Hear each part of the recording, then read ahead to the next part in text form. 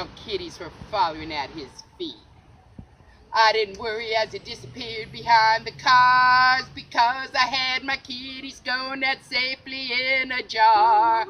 I no longer have the overpopulation kitty blues. And if you love your kitty now, you know it's the right thing to do. 1,000 little kitties being put down every day.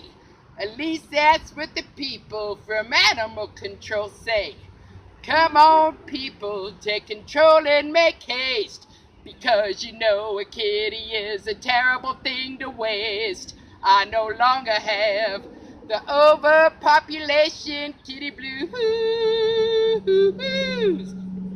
And if you love your kitty now, and if you love your kitty now, you know it's the right thing to do.